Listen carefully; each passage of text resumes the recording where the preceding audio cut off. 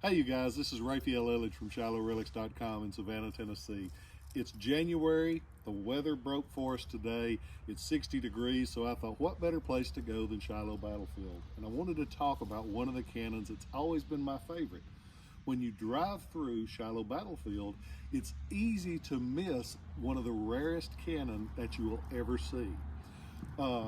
During the war, there was a fellow that had a cannon patent. It was a patent held by a Boston guy, Charles Tillinghast James. And Mr. James developed a cannon with very tight rifling like this. See that picture?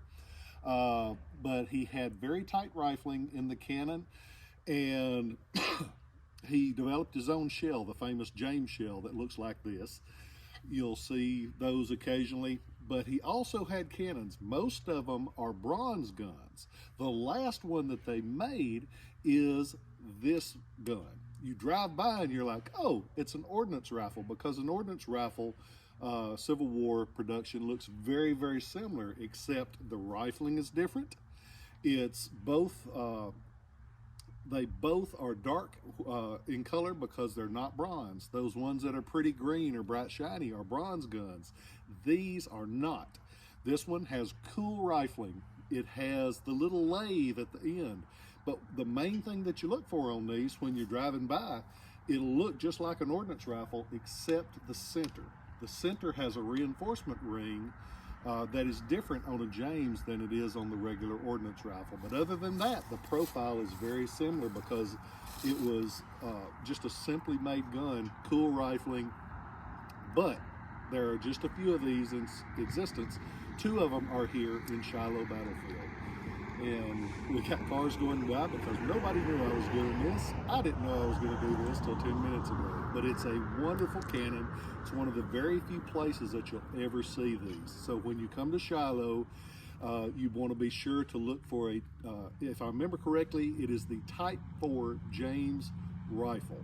And there's just a few surviving in the world. Shiloh has two of them. This one, that one. And so next time you come to Shiloh, hopefully it will be perfect weather like we've had today, and hopefully you'll get a chance to see one of these.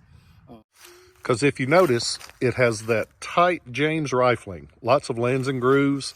It has the lathe towards the muzzle of the barrel. As you work down the barrel, it looks basically like the regular ordnance rifle, except for that reinforcement ring in the center. That's completely different from a standard ordnance rifle. It has the cascabel back in the back, just like a regular ordnance rifle.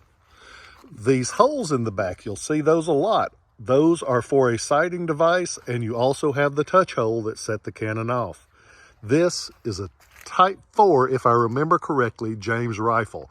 Wasn't planning on doing this today, so I'm running from memory, but it is a wonderful gun. And here at Shiloh, you can see two of them.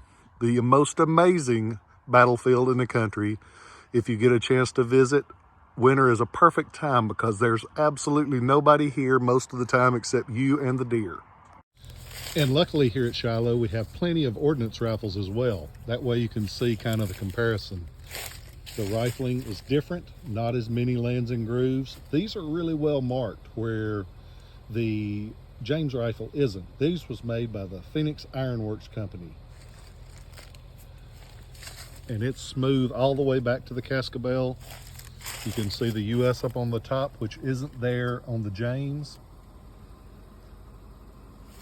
And if you look up, we're at the Bloody Pond. There's your deer I was talking about.